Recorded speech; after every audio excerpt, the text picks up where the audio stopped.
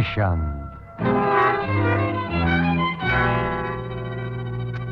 In the dark, fearsome days of 1939, when the British Empire stood at the threshold of total war with Germany, no mind could withstand the impact of impending disaster without seeking refuge in some escape. In a moment, you will hear the strange story starring Ruth Warwick, a story you'll remember for its weird implications of an obsession.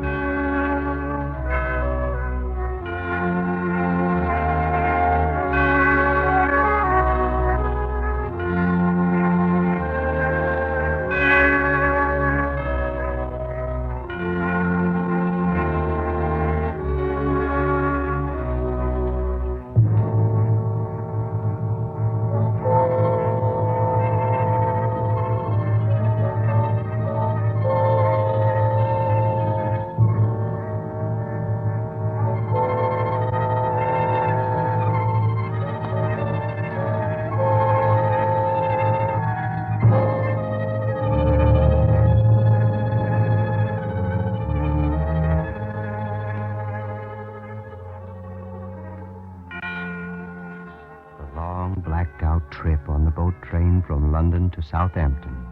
The swirling fog and mist seeping through cracks and crannies like the sulphurous vapors of something poisonous and evil.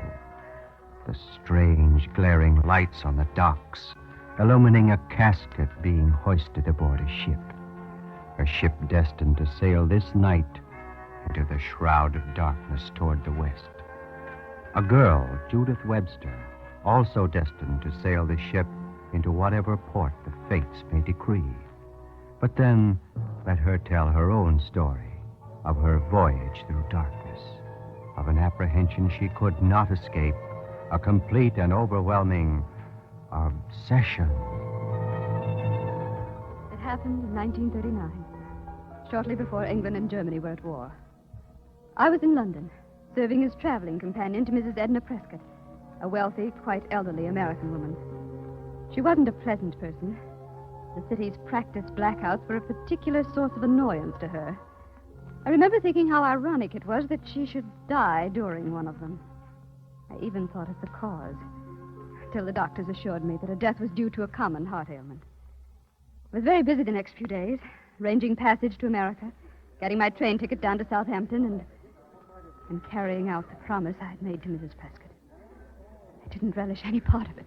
Miss Webster, oh yes, the young woman who's escorting the casket. Here's your ticket. Gate 5.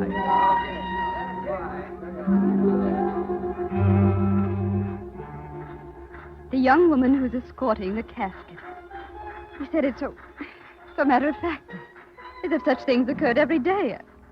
I suppose they do.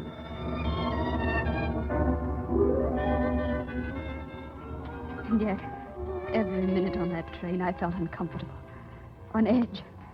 It seemed as if the trip to Southampton and the steamer docks would never end.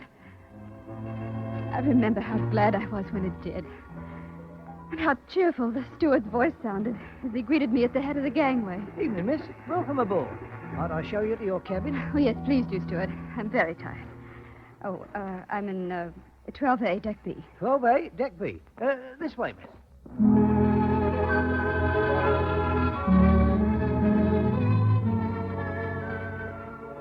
As I followed the steward along the deck, down the companionways, everything seemed all right again. I didn't even mind the weird cries of the newsboys in the steamer docks. They were shouting something about a blackout killer and how the London police were on his trail. Blackout killer? Oh, what a horrible thought. Oh, but the newspapers, horror stories, oh, they belonged to the shore. I was safe in the ship, about to sail. Here we are, miss.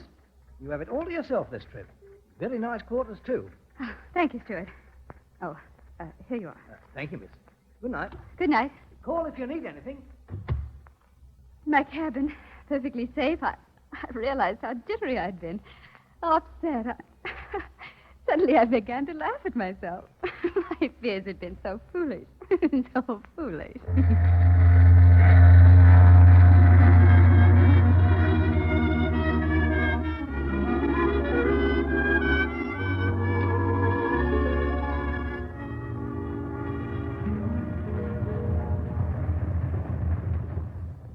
An hour later, I went up on deck. I no longer felt tired, and I wanted to watch the lights of the coastline fading away from us.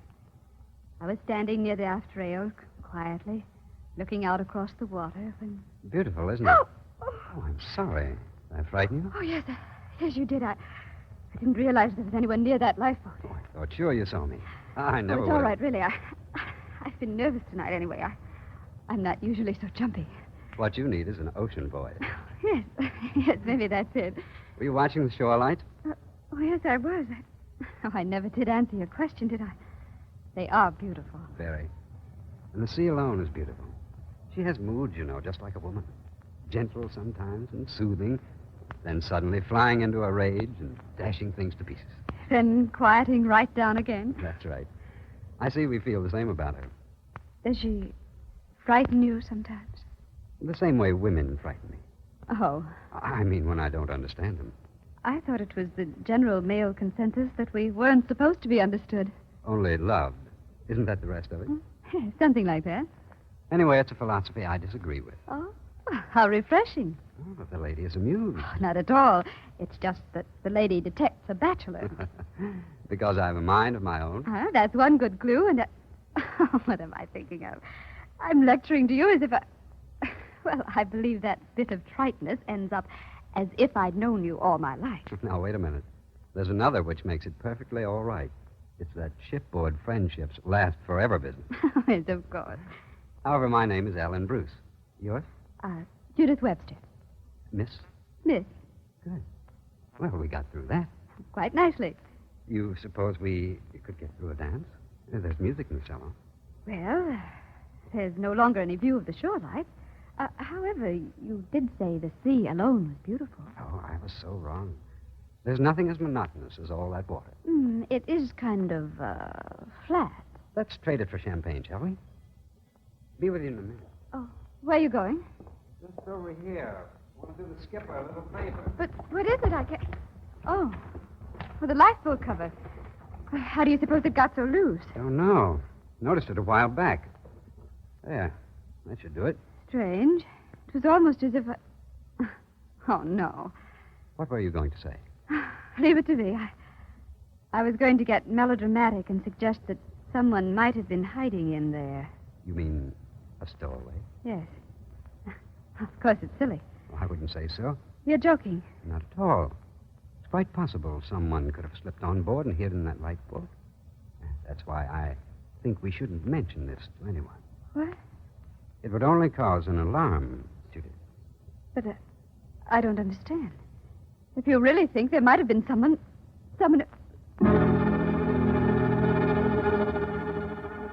I shall never forget that moment. The thoughts that went racing through my mind. My nervousness on the train. Those horrible headlines the newsboys were shouting from the pier. Alan's strange attitude about the lifeboat. The whole unpleasant nature of this voyage and my promise to Mrs. Prescott. I wanted to turn and run. I wanted to cry out, but somehow I couldn't. It was like a dream when you can't move. And then the darkness was swept away. I was no longer dreaming. I was in Alan's arms, dancing. There were laughing, carefree people all around us. The ship's salon was so bright and friendly, I was ashamed of myself for even thinking there might have been anything wrong. Had enough? They just brought our champagne. Oh, well, in that case, yes. I'd about given up. Oh, a fine way to talk about my dancing. Oh, you know perfectly well what I mean. All right, let her go, Stuart. There we are, bubbling champagne, gay as life. Well, what should we toast to? Shipboard friendship? Yes, shipboard friendship. You know, What is it? Something wrong? No, nothing at all. I just thought I saw someone. Will you excuse me a moment? Of course. I won't be long. Excuse me, miss, but the gentleman, he dropped this billfold. Oh, thank you, Stuart. I didn't notice. Oh, just leave it there on the table, please. Very good, miss. The billfold fell open as he placed it on the table. I couldn't take my eyes from it. There was an identification card in plain sight.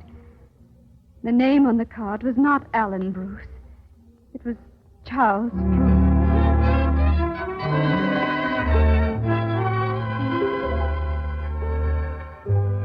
Sorry to run off that way. Didn't know the fellow at all. Oh, say, you haven't touched your champagne. You'll let all the kick go out of it. I'm afraid all the kick has gone out of it. Well, we'll soon take care of it. Oh, my billfold. Where did you find it? The steward picked it up. Steward? Well, we found an honest man. Have to remember him. Hadn't you better look to see if you found an honest woman? I'll take a chance. On my honesty, yes. What about a woman's curiosity? Very good point. But you know, I'm sure you wouldn't tell anyone anything. No? No. I knew from the very first I could trust you, Judith. I knew I could trust you. Implicitly. Attention! Attention, everybody! The first officer has something to say to us. I'm sorry to break in on the dancing this way, but this won't take long. We received a wire from London, and I must ask your cooperation. Wire from London? Something's happened. Well, maybe it's war with Germany. No, it isn't war. Nothing nearly as alarming as that. However, the London police suspect we're carrying a stowaway. They've asked us to search the ship and report back to them. Stowaway? Be a criminal if the police want After the Blackout killer. Fancy a killer on Wait, that ship, please, sir. if you please. It won't help to get excited. The ship's being searched. He'll never get off. All we ask is that you keep your cabins locked. I was afraid this might happen. How long did you expect to keep it from them? Well, naturally, I was hoping they'd never... Judith. Judith, what's wrong? Where are you going? I say, sir. What's the matter with the lady? Is she ill or something? I don't know. Please, let me past, will you? Of course, sir. I'm sorry, but she certainly did run off, didn't she?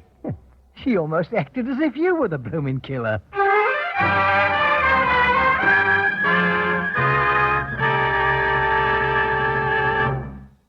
A stowaway, a killer, hiding somewhere in the dark recesses of the ship, or is he hiding? In the mind of Judith Webster, certain pieces of the puzzle seem to fit into place. What was intuition now becomes apprehension, an apprehension that builds and spreads like a slow stain into that fragmentary realm of imagination where deeply sink the twisted roots of obsession. In just a moment, we return to our story.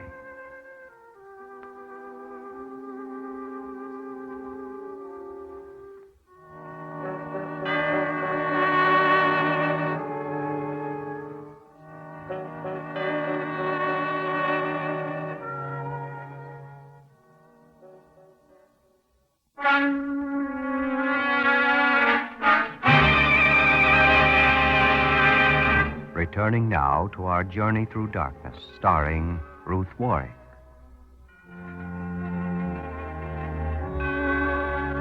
Somewhere on the deep black waters of the Atlantic, a ship flies her way toward the haven of New York, but a ship on which lurks a nameless terror.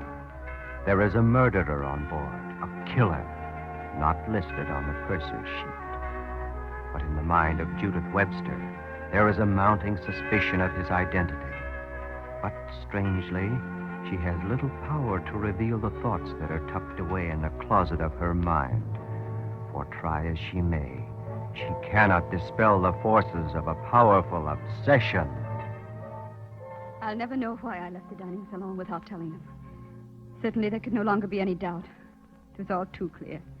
That loose canvas covering in the lifeboat. The way he'd been standing there. Even the name he had given me. Alan Bruce. I saw it later. The regular passenger list. He must have killed the real Alan Bruce and thrown him overboard.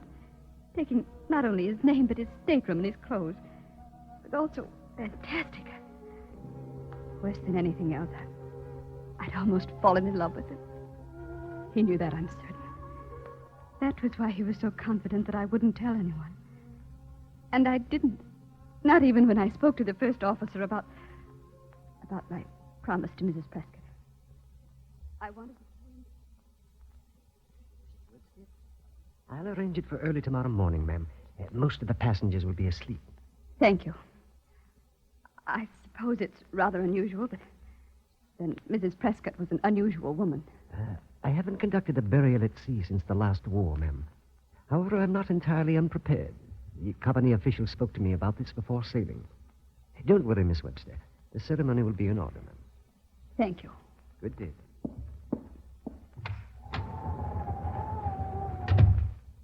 I wish you hadn't done that. Oh, I'm sorry. I seem to have a habit of startling you. What do you want? How long have you been here? Long enough to overhear your conversation with the first officer. You had no right. Please. I know what you're going to say. I had no right to listen. However, it's fortunate I did. What do you mean? I didn't know Mrs. Prescott was to be buried at sea. No one knew it. It was her last wish. I promised her it would be carried out. And tomorrow morning, you're keeping that promise. Yes. Now, if you'll excuse me, I don't feel very well. I'd like to... Wait. Please, Judith. You've been avoiding me, haven't you? Yes, I have. I hope it's only because you've been upset. About Mrs. Prescott, I mean. That's one reason. I'm sorry. I almost thought we were beginning to become very good friends. You know, you're the only person on board I can trust.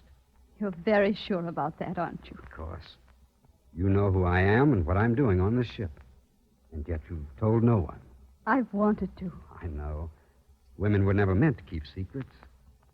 However, I'm going to ask you to keep one more. I'd rather not. I'm sorry, I must include you in this. You see, it requires a change in your plans. So they'll fit in with mine. I'm afraid I don't understand. It's very simple. Judith, this may upset you, but I must ask that you tell them you've changed your mind. That you don't want Mrs. Prescott buried at sea. What? You remember what they said. Even if they couldn't find the stowaway, he'd never get off the ship.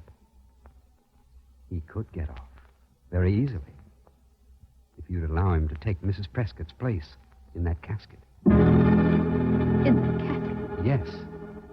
Clever? Clever? Well, not every man would think of it. Simple as it may seem. Everyone's searching the ship, questioning each passenger. And all the while, the man they were seeking would be safe inside the casket. He'd have only to wait patiently until the ship docks, then be hoisted from the hold, lowered to the pier, and be taken away in a funeral car. When he was discovered by the funeral attendants? Oh, I'm sure they'd be so shocked at the dead coming to life, he'd have little trouble. Stop it. Stop it, do you hear?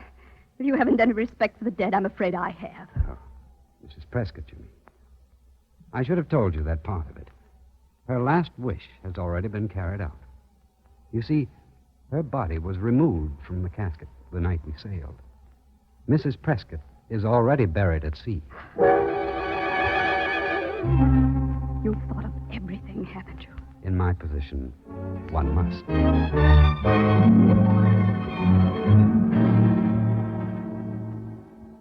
I remained in my cabin all that day. The next, I was afraid to see him again. I can't explain the strange fascination he held over me. I remember how surprised the first officer looked when I told him I'd changed my mind about the burial. It was as if he sensed the truth. As if he knew Mrs. Prescott's body wasn't in that casket. It was empty. Of course, it was only my imagination.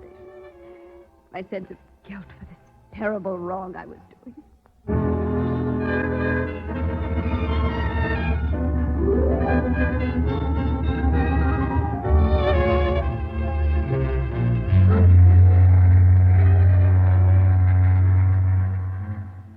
When we sailed into New York Harbor, I went out on deck.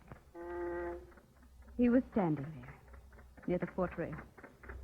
I went up to him. He turned and smiled, as if he'd been expecting me. Oh, there you are, Judith. I've missed you. Haven't been under the weather, have you? No, I've been perfectly well. You've had me worried not showing up for dinner. You know, I've come to depend on you. Yes, I know.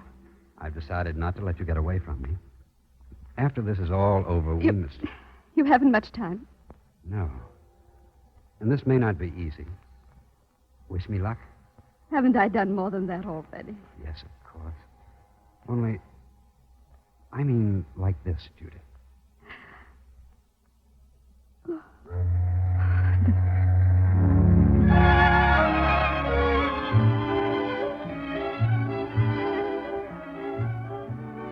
Suddenly, as he had taken me in his arms, he released me.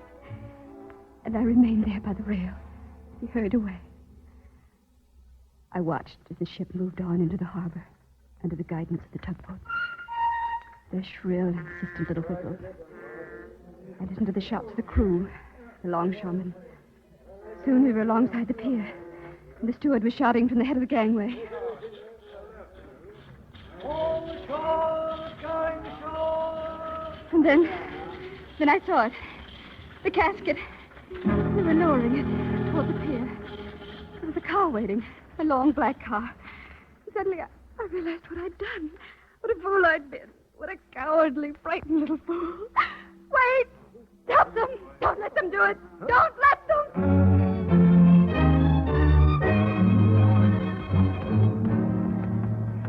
Wait! Please! Please, you mustn't touch that casket. There's something wrong. Huh? Hey, what's the matter with you, lady? Get out of the way, will you? Oh, please, there's a man in there alive. He's hiding. Sure. Hide and go seek he's playing. In a coffin. Go on, lady. We got work to do. Slam those doors tight, Ed. Please, you must listen to me. If you want, I'll call the police. Someone has to stop him. Did I hear you call the police? Oh, yes, please. These men won't listen to me, but there's a man hiding in that casket. Well, of course there is. We put him in there, Judith. What did you say? I said we put him in there. Or rather, we let him walk right into our trap. Oh, but are you trying to tell me there's someone else in that casket? Well, surely you're not trying to say you thought I was in there. Who else? Who else? Why, the killer, of course. The killer. The Blackout killer. But then he's getting away. You're letting him get away. No, Judith. Those men know who's inside that casket. And they know right where to take him. They're detectives. Detectives? You know, Judith, for someone who helped plan this entire thing, you're acting very strangely. I'm acting strangely. It's almost as if you didn't know who I am at all. But I don't. What? I said I don't know you. I still don't. But the night I dropped my billfold, I thought surely... All I learned that night was your real name, Charles Drew. Oh, would you mind telling me what's going on? It's all quite simple, Judith. I thought you'd learned of my affiliation with Scotland Yard when you had my billfold. All this time you've been trailing the killer. Right. We had a tip-off he might be on the ship. When I discovered the loose lifeboat covering, I was certain of it. Then Alan Brewster, he wasn't murdered at all. He never existed. You know, detectives never travel under their own names. It just isn't done. Oh, no. So everything has to be done the hard way. I suppose that's why you couldn't just find the killer and arrest him on board. Oh, no, hardly. You see, I couldn't find him. Searched the ship from top to bottom. I guess he really would have given me the slip if I hadn't looked in the casket. He was hiding there all the time? No, at that time it was empty. Well, I don't get it. Neither did I at first. And I began to wonder why he would remove Mrs. Prescott's body from her casket, unless it was part of some plan. And? I decided that it was. A weird, yet thoroughly clever plan. Remember, I told you not every man would think of it? Yes. Yes, you did say that. He had only to wait patiently until the ship docked. Then, at the last minute, slip into the casket. And be hoisted out of the hold onto the pier and be taken away in a funeral car. Oh, it's fantastic. And you think Oh, Charles, I nearly wrecked everything. I thought you were the killer. No wonder you avoided me. Oh, I was so darn mixed up. I thought I knew so much. Oh, it's my fault, darling. I overestimated you. Oh, kiss me, Charles. Will you? Oh. Hey, what was I saying? I underestimated you. And I wasn't so mixed up after all. How do you mean? That kiss, darling. That kiss. Oh, you may not know it, dear, but in some ways you are a killer.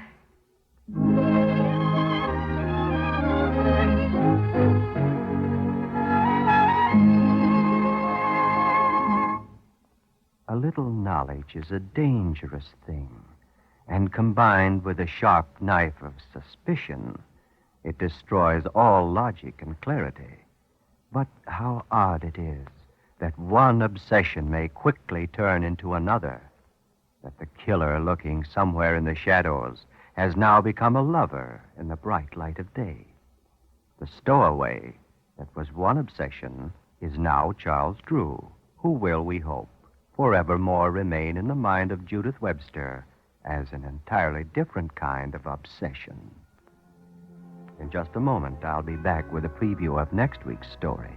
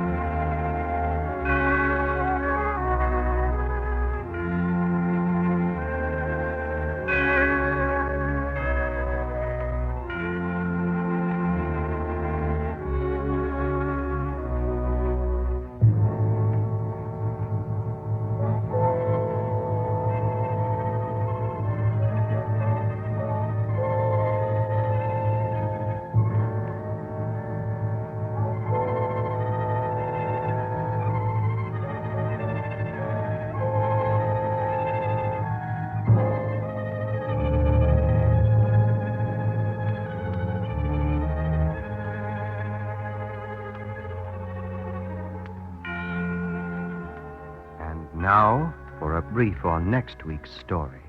A story of a murder that took place only in a man's mind. A nameless dread from which there was no escape. Each moment of next week's thrill-packed story, starring Philip Terry, will hold you breathless in anticipation of the strange outcome when you listen to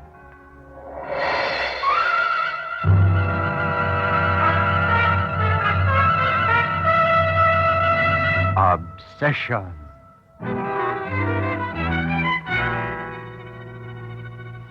This story, starring Ruth Warwick, was produced and transcribed by C.P. McGregor in Hollywood.